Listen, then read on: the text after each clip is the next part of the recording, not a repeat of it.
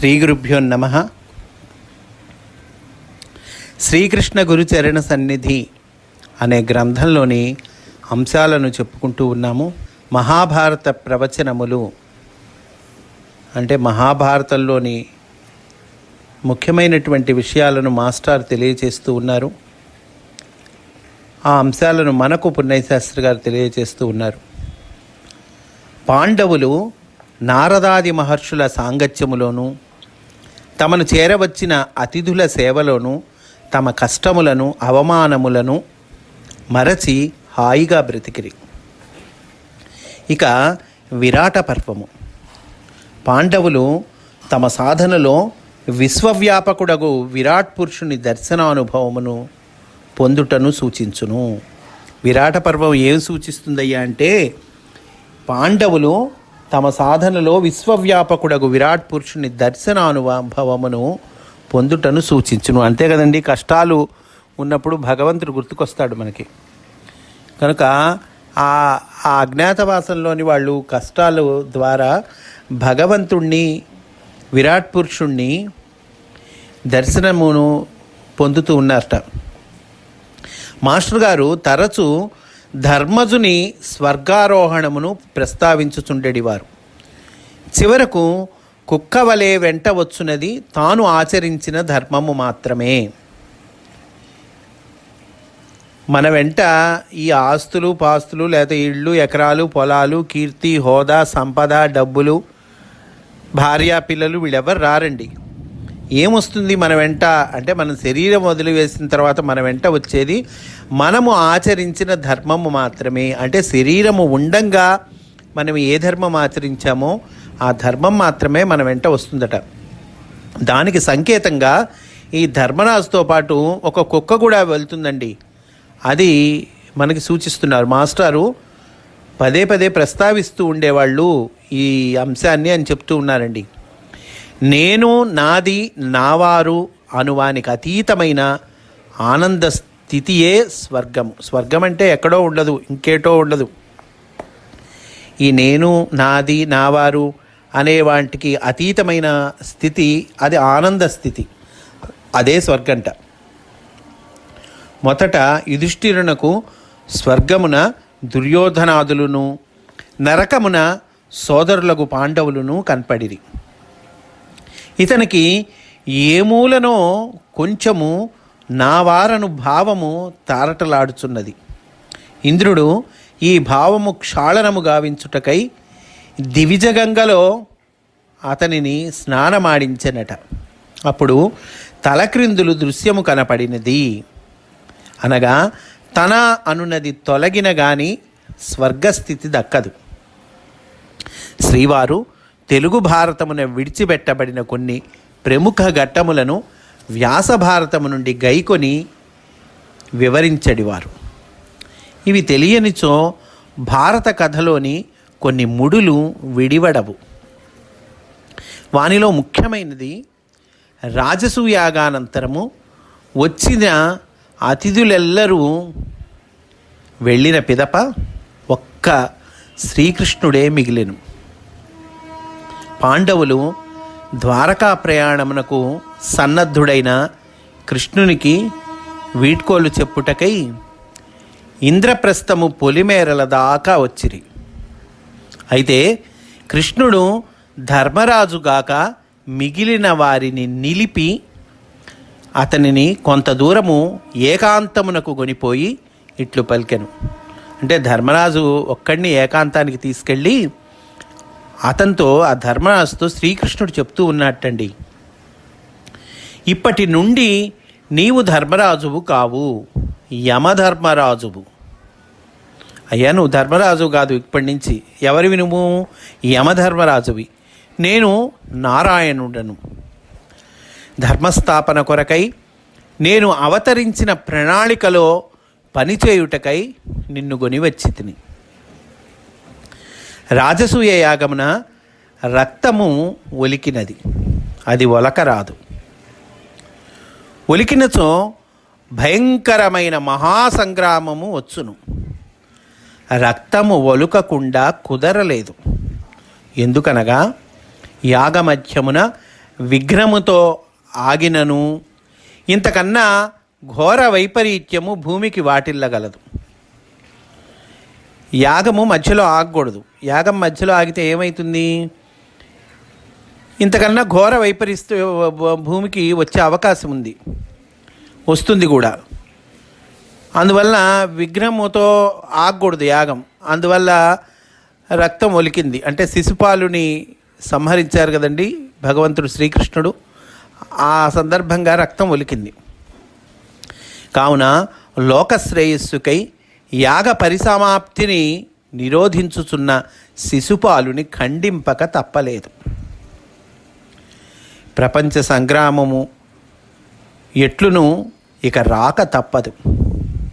శ్రీకృష్ణుడు ధర్మరాజుకు చెప్తూ ఉన్నాడండి, రాజసూయాగములో ఎప్పుడు రక్తసిక్తం అవ్వకూడదు, రక్తం ఒలగకూడదు. కానీ శిశుపాలుని ఖండించడం వల్ల రక్తం ఒలికింది. అందువల్ల శ్రీకృష్ణుడు చెప్తూ ఉన్నాడు, శిశుపాలుని చంపక తప్పలేదయ్యా. ఎందుకంటే యాగము విఘ్నంతో ఆగినా కూడా ఇంతకన్నా ఇబ్బంది వస్తుంది. అందువల్ల శిశుపాలుని చంపాల్సి వచ్చింది. ఇంకా ప్రపంచ సంగ్రామం రాక తప్పదు. ధర్మరాజుకు చెప్తూ ఉన్నారండి, మీరు నాకు శరణాగతులగుట వలన దానికి కారణము మీరు కాకుండా చూసుకొనుట నా బాధ్యత. ప్రపంచ సంగ్రామం వస్తుందయ్యా, కాకపోతే ఆ ప్రపంచ సంగ్రామానికి మీరు కారణం కాకూడదు. మీరు కారణం కాకుండా చూసే బాధ్యత నాది. ఇటుపైన నిన్ను ఎవ్వరేది చేయుమని చెప్పినను నీవు దానిని నేను చెప్పినట్లే అని భావించి అమలు చేయుము. నీకు ఎవరేది చెప్పినా కూడా నేను చెప్తున్నా అనుకొని దాన్ని అమలుపరచు అని అంటున్నాడండి కృష్ణుడు. దాని పరిణామమును నాకు విడిచిపెట్టుము, మీ రక్షణ సంగతి నాది. ధర్మరాజు కృష్ణుని ఆదేశమును ఆజన్మాంత దీక్షగా స్వీకరించి పాటించెను. కృష్ణుడు ఈ పలుకులు చెప్పి వెడలిన పిదప ధృతరాష్ట్రుడు విదురుని ద్వారమున కౌరములతో ద్యూతమాడుటకు రమ్మనమని ధర్మరాజుకు కబురు పంపెను. శ్రీకృష్ణుడు ఈ రకంగా ధర్మరాజుకి చెప్పిన తర్వాత అటండి,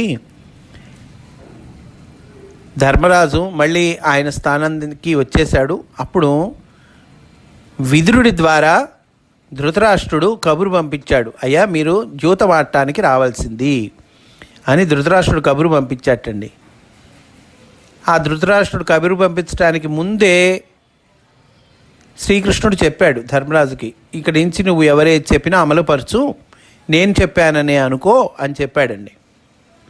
ఇప్పుడు ధర్మరాజు కబురు చేసిన ధృతరాష్ట్రునిలోను, కబురు తెచ్చిన విదురునిలోను, కౌరవులలోను, పందెములను సూచించిన శకునిలోను, పరుషపు పలుకులతో ద్రౌపది పరాభవ యత్నమునకు నాంది పలికిన కర్ణునిలోను, ద్రౌపది పరాభవ ఘట్టమున మిన్నకుండిన భీష్మ ద్రోణాదులలోను, తమ్ములలోను, ద్రౌపదిలోనూ కూడా కృష్ణునే దర్శించి నిశ్చలుడుగా నిలిచెను. అంతేగాని తెలుగు భారతమును చదువుకొనిన వారు అనుకున్నట్లు యూత వ్యసనలోనుడై కాదు. అందరం అనుకుంటామండి తెలుగు భారతం చదివిన వాళ్ళు, లేదా సినిమాలో, లేకపోతే హరికథకుల పుణ్యమా అని మనం ఏమనుకుంటాము, ధర్మరాజు జూత వ్యసనుడు, అందువల్ల జూదానికి వచ్చాడు, అందరినీ పందెంలో ఓడాడు, చివరికి అందరినీ అరణ్యవాసానికి తీసుకెళ్ళాడు, ధర్మరాజు జూత వ్యసన వల్లనే కదా ఇదంతా వచ్చింది అని అనుకుంటాం. కానీ అసలు సంగతి ఏంటో, అసలు సత్యం ఏంటో మాస్టర్ తెలియచేస్తూ ఉన్నారు. కురుసభకు వచ్చినవాడు కాదు, జూతమాడినవాడు కాదు. ఆయన జూత వ్యసన లోలుడై కురుసభకు రాలేదు, జూత వ్యసన లోలుడై జూతమాడలేదు. కారణం ఇది అని చెప్తున్నారండి. ధర్మజుడు రాజసీయము పూర్తి చేసిన తర్వాతను, కృష్ణుడు వీడిన పిదపను నారదుడు అరుగుదెంచెను. దుష్టుడగు శిశుపాలుని జీవాత్మ వాసుదేవునందు లీనమగుటకు ఏమని ధర్మరాజు నారదుని ప్రశ్నించెను. ధర్మరాజు అడుగుతూ ఉన్నట్ట, నారద మహర్షి వచ్చేసరికి నారద మహర్షిని అడుగుతూ ఉన్నాడు. ఏమని అడుగుతూ ఉన్నాడు? అయ్యా, శిశుపాలుని జీవాత్మ వాసుదేవుని యందు అవ్వటమేమిటి అని అడుగుతూ ఉన్నాడండి. దానికి కారణము చెప్పుచూ నారదుడు జయ విజయ గాథను ప్రహ్లాద చరిత్రమును వర్ణించెను. ఇది భాగవతమున వివరముగా కలదు. అంతే కదండి, జయ విజయులు శాపవశాత్తు భూమి మీదకి వచ్చారు. వాళ్ళు 3 జన్మల్లో దుష్టులుగా నిరంతరము పరమాత్మని స్మరణ చేస్తూ ఆ తర్వాత మళ్ళీ భగవంతుడిని కలుస్తారు, శ్రీ మహావిష్ణువుని చేరుకుంటారు. అందులో ఒక జన్మ శిశుపాల దంతవక్తులు కదండి. అట్లా ఈ భాగవత కథను చెప్పాటండి. జయ విజయుల గాథను ప్రహ్లాద చరిత్రాన్ని వర్ణించాట నారద మహర్షి. ఇది భాగవతమున వివరముగా గలదు. శిశుపాలుడు దుష్టుడనే అభిప్రాయము ధర్మరాజునందు నారదుడు తొలగించెను. అతని వైరభక్తిని తెలిపెను. ప్రహ్లాదుడు ఎట్లు తండ్రి యందును ఇడుముల యందును అంతర్యామిని దర్శించెనో, ధర్మరాజు కూడా ఇక కౌరవుల యందును వారి చేష్టల యందును అంతర్యామినే దర్శింపవలయునని నారదుడు ధ్వనిగా ఉపదేశించెను. ధర్మరాజు శ్రీకృష్ణ నారదుల ఆదేశోపదేశములను పాటించి ధన్యుడాయను. నారద మహర్షి కూడా ఇండైరెక్ట్గా చెప్పాటండి, ధ్వనిగా ఉపదేశించెను అంటున్నారు. ఏమని? అయ్యా, ఇంకా కౌరవాదులు వాళ్ళ చేష్టలు వాళ్ళ పనుల్లో కౌరవుల్లో కూడా నువ్వు అంతర్యామి అంటే వాళ్ళల్లో ఉన్నటువంటి భగవంతుణ్ణి నువ్వు చూస్తూ వారు చెప్పిన పనులు కూడా నువ్వు అమలు చేస్తూ ఉండు అని చెప్పారట. అట్లా శ్రీకృష్ణుడు నారద మహర్షి ఇద్దరూ చెప్పినటువంటి ఆ ఆదేశ ఉపదేశాలను పాటించి ధర్మరాజు ధన్యుడాయను అంటూ ఉన్నారండి. దీంతో ఈ మహాభారత ప్రవచనములు అనేటువంటి చాప్టర్ పూర్తయింది. తర్వాత మాస్టర్ గారి అనుగ్రహము అనేటువంటి ఒక చాప్టర్ అండి. ఇది కూడా ఎంతో చక్కగా వర్ణించారు పున్నయ్య శాస్త్రి గారు. పున్నయ్య శాస్త్రి గారి కట్టండి ఒకసారి పాపం బాధ వేసి, అయ్యో నేను అమ్మగారిని ఇబ్బంది పెట్టానే అని బాధ వేసి, నేను ఇంక నుంచి మీ ఇంటికి రానండి అని చెప్పారట మాస్టర్ గారితో. మాస్టర్ గారు చాలా ప్రేమగా, అలా ఏం లేదయ్యా తప్పకుండా రా మా ఇంటికి అని చెప్పారట. ఆ ఘట్టాన్ని మనకి వివరిస్తూ ఉన్నారండి, ఎంతో చక్కగా ఉంటుంది. శ్రీవారికి అప్పటికి సంతానము పెదబాబు అని పిలువబడుచున్న అనంతకృష్ణ గారు, బుజ్జి అని పిలువబడుచున్న వరాహ మిహిరాచార్య, పాప అని పిలువబడుచున్న బుచ్చి వెంకటలక్ష్మి. అప్పటికి మాస్టర్కి 3 సంతానం. అనంతకృష్ణ గారికి సుమారు 10 ఏండ్లు, బుజ్జి గారికి 4 ఏండ్లు నిండినవి, లక్ష్మికి 2 ఏళ్ళు. అనంతకృష్ణ గారు బెజవాడలో తాతగారింట పెరుగుచూ అప్పుడప్పుడు నాయనగారింటికి వచ్చేటివారు. అప్పుడు ఎండాకాలము సెలవులగుట వలన అతడు ఎక్కువ రోజులు తండ్రి గారింటనే ఉండెను. మాస్టర్ గారు ఇంట లేని సమయమున వరండా ఆవరణలో ఒక్కొక్కసారి నేను, అనంతకృష్ణ గారు, బుజ్జి గారు, అష్టాచెమ్మ, అంజనము, పుల్లాట మొదలగునవి ఆడుకొనుచుండెడి వారము. ఒకరోజు నేను, బుజ్జిగారు అంజనమును ఆట ఆడుచుంటిమి. అట్లా ఆడుకుంటుంటేటండి, బుజ్జిగారు చిన్నపిల్లవాడు కదా, ఏదో చిన్న అది స్కేల్ లాంటి దాంతో ఊరికే అట్లా వీపు మీద ఇట్లా అన్నారట. అది ఊరికే తాకింది, నాకంతే దెబ్బ ఏం తగలలేదు. కానీ నా అజ్ఞానంతో నేను పెద్ద పెట్టున ఏడ్చాను. అప్పుడు ఏడ్చినప్పుడు లోపల నుంచి అమ్మగారు వచ్చారట. మిగిలిన 3 పిల్లలు కూడా ఈయనకన్నా చాలా చిన్నవాళ్ళు. అందువల్ల ఎందుకు అట్లా నువ్వు అల్లరి చేస్తూ ఉన్నావు, చదువుకోవటానికి వచ్చావు కదా, బుద్ధిగా ఉండాలి అని అరిచారటండి అమ్మగారు. దాంతో పున్నయ్య శాస్త్రి గారి కట, అయ్యయ్యో నేను అమ్మగారికి కోపం తెప్పించాను అని ఆవేదనతో ఏమనుకున్నారట, ఇక ఈ ఇంట నందు ఉండు అనర్హత నాకు లేదని కుమిలిపోయి అంతటా నా పుస్తకములు సర్దుకొని మాస్టర్ గారి ఇల్లు విడిచి బయటకు వచ్చి తిని రైలుపాటలోని మా నివాసమునకు బయలుదేరుతిని. ఇక మాస్టర్ గారి ఇంట అడుగుపెట్టు అర్హతను నేను కోల్పోయితనని నిశ్చయించి తిని నా నిశ్చయమును శ్రీవారికి తెలపకుండా వెడలుట ధర్మము కాదని భావించి వారి రాకకై రోడ్డు మీద ఒక ప్రక్కగా వేచి ఉంటిని.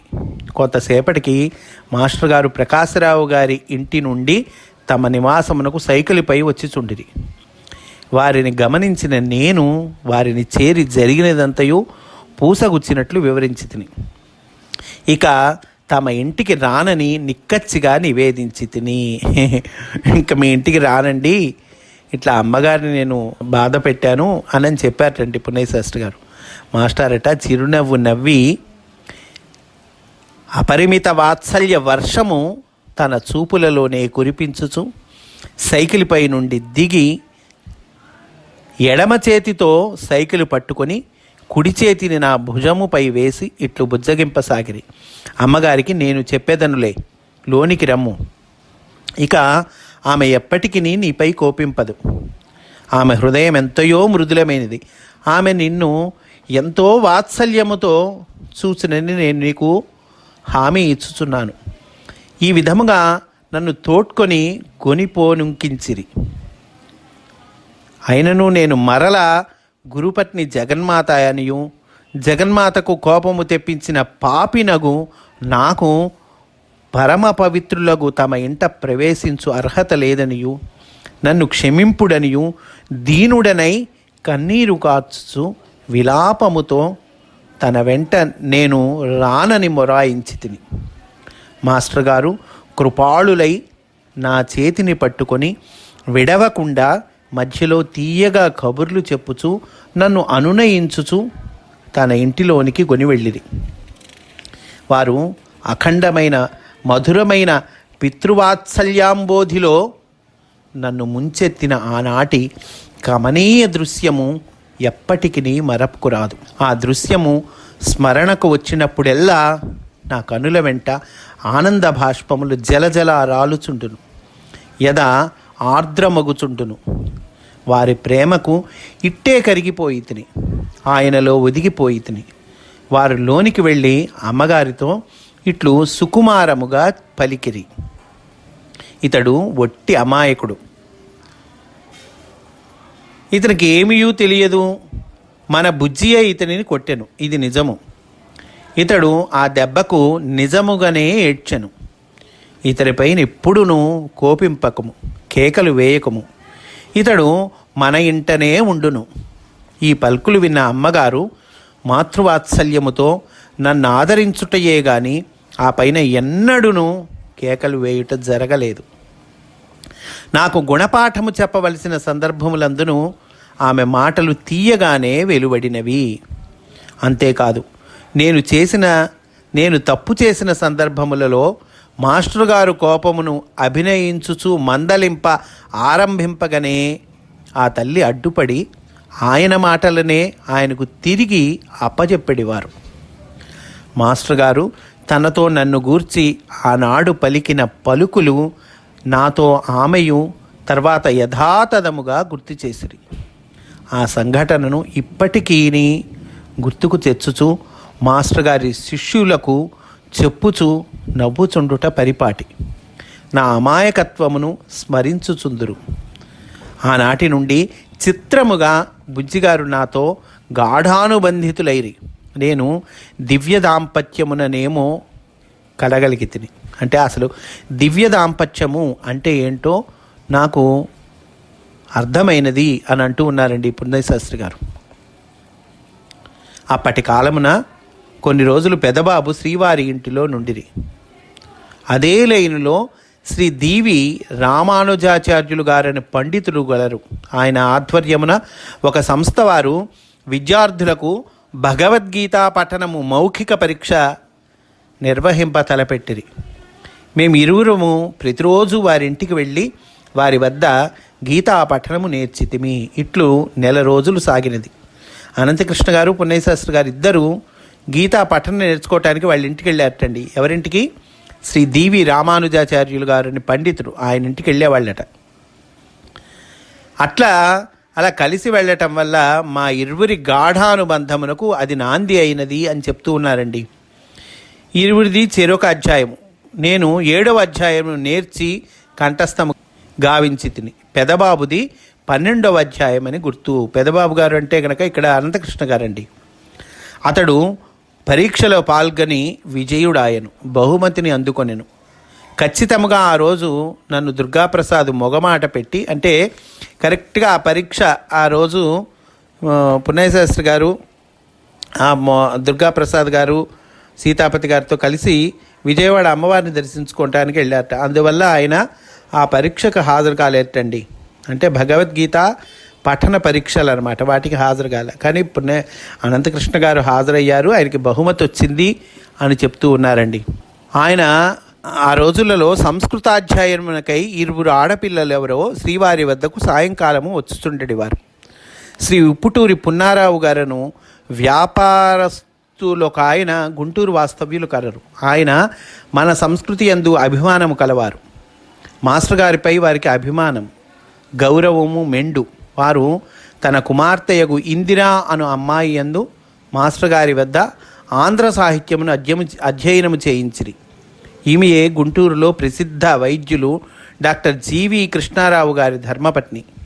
వారిరువురు వివాహమునకు శ్రీవారు సుముహూర్తము నిశ్చయించిరి. మాస్టర్ గారికి ఆ అమ్మాయిపై పితృవాత్సల్యం ఉండేది. ఆమె పై వాత్సల్యంతో మాస్టర్ గారు తర్వాతి కాలమునను విశాఖపట్టణం నుండి గుంటూరు వచ్చినప్పుడు కొన్ని మార్లు తన అనుచరులతో వారి ఇంటికి వెళ్ళుట జరిగినది.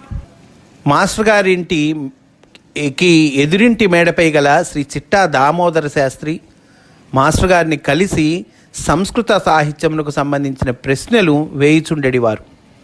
మాస్టర్ గారి మాటలలో కాళిదాసు, భవభూతి, హర్షుడు, భారవి, మాఘుడు, బాణుడు మున్నగు మహాకవుల రచనలలోని వైశిష్ట్యములు దొరలుచుండేటివి. ఆ రోజులలో నాకు ఇవి అర్థము కాకపోయినప్పటికీ ఏదో ఆనందముగా ఉండేది. హృదయమున నిర్మల భక్తి లేకుండా పై వేషములు దాల్చుట మాస్టర్ గారికి గిట్టదు. వారెన్నడూ తన ప్రత్యేకతను వేషమున ప్రదర్శించలేదు. వారి నడవడి మాత్రము విశిష్టముగా ఉండేది. ధర్మము వీరి ప్రవర్తన నుండి తన స్వరూపమును సంభాళించుకునేదిని చెప్పవచ్చును. అట్లని వారు నిర్మలమైన భక్తితో కూడిన సహృదయులు, రామనామాంకితమగు ఉత్తరీయమును ధరించుటను నిరసింపలేదు. వారిని గౌరవించిరి, ఆ ఉత్తరీయమును కూడా గౌరవించిరి. కొందరు యవ్వనమునను విషయోపభోగానుభవములలో వృధా కావించుకొని, అంటే యవ్వనాన్ని వృధా గావించుకుంటారు. తర్వాతి కాలమున సన్యాసమును స్వీకరించుట వృధా ప్రయాసయని మాస్టర్ గారు చెప్పేవారు. అంటే యవ్వనాన్ని వేస్ట్ చేసుకొని తర్వాత, అంటే శక్తి తగ్గిపోయిన తర్వాత నేను సన్యాసం స్వీకరిస్తున్నా అని అంటాం వృధా అయ్యా అని చెప్పేవాళ్ళట. బ్రహ్మచర్యమును అనుష్ఠింపవలసిన వయస్సున గార్హపత్యమునకై కక్కుర్తి పడువాడు గార్హపత్య వయస్సున వానప్రస్థమును గడపవలసి ఉండును అని వారు హాస్యముగా అనడివారు. ఆ రోజుల్లో శ్రీవారు తాను ధ్యానము, పూజ, జపము చేయుచున్న గదిలోనికి ఎవరిని అనుమతించినట్లు కానీ పిలిచినట్లు కానీ నా ఎరుకలో లేదు. వారి ఆధ్యాత్మిక యానమున ఇది ఒక దశ అని చెప్పవచ్చును. నేను ఎప్పుడునూ వారి పూజా గదిలోనికి రమ్మనమని ఆదేశింపబడలేదు. కారణము మనకు అనవసరము, నాకు అందునది కాదు. ఆ రోజులలో తరచుగా వారి నివాసమునకు సుప్రసిద్ధ కవి, సాహితీవేత్త శ్రీ తల్లావజ్జల శివశంకర స్వామి గారు అరుగుదించేవారు. వీరు శ్రీవారి తండ్రి గారికి మిత్రులట. శ్రీ స్వామివారితో శ్రీవారు సంస్కృత, ఆంధ్ర, ఆంగ్ల సాహిత్యముల గోష్ఠిలో పాల్గొనేవారు. వారికి మాస్టర్ గారి కవిత అనిన ప్రీతి. స్వామివారు చమత్కార ప్రియులు. వ్యంగ్యమున మాటలలో సాహితీ ప్రకాండులను, భారతీయ సంస్కృతి విమర్శకులను నోరు మూయించిన దిట్ట. వార్ధక్యమున స్వామివారికి పుత్రవియోగము ప్రాప్తించినది. వీరి కుమారుని పేరు కృత్తికావాస తీర్థులు. పుత్రవియోగ దుఃఖాగ్నిలో సంతప్తమగు స్వామివారి హృదయమునకు మాస్టర్ గారి సన్నిధి మంచునీటి స్నానము వలె ఉండేటిది. మాస్టర్ గారు ఈయనకు తండ్రికి కుమారుని వలె సేవ చేసిరి. వీరికి ఆతిథ్యమొసంగుటయే కాక తమ ధర్మపత్నిలో కలిపి స్వామివారికి అభ్యంగన స్నానము కూడా ఏర్పాటు చేసేటివారు. వీరికి శయ్యను ఏర్పరచేవారు. తర్వాతి కాలమున 1981లో కాకినాడలో మాస్టర్ గారు యక్ష ప్రశ్నలను గూర్చి ప్రసంగించిరి. అందు యక్షుడు ధర్మరాజును అడిగిన ప్రశ్నలలో ఒకటి ఇది: కింస్విత్ భవతి బుద్ధిమాన్. యక్షుడు అడిగిన ప్రశ్న మళ్ళీ ఒకసారి చదువుకుందామండి మనం. కింస్విత్ భవతి బుద్ధిమాన్ అనగా మానవుడు బుద్ధిమంతుడు ఎట్లగును? ధర్మజుడు ఇట్లు సమాధానమిచ్చను: బుద్ధిమాన్ భవతి వృద్ధోపసేవయా అనగా వృద్ధుల దగ్గరకు చేరి వారిని సేవించుట వలన మానవుడు బుద్ధిమంతుడగును. వృద్ధోపసేవయ, వృద్ధులకు సేవ చేయటం వల్ల మానవుడు బుద్ధిమంతుడు అవుతాటండి. ఇసట ఎర్రాప్రగడ అనువాదం ఇట్లున్నది: అతిశయంబుగా బుద్ధిమంతుడగు బుధ సేవ చేత.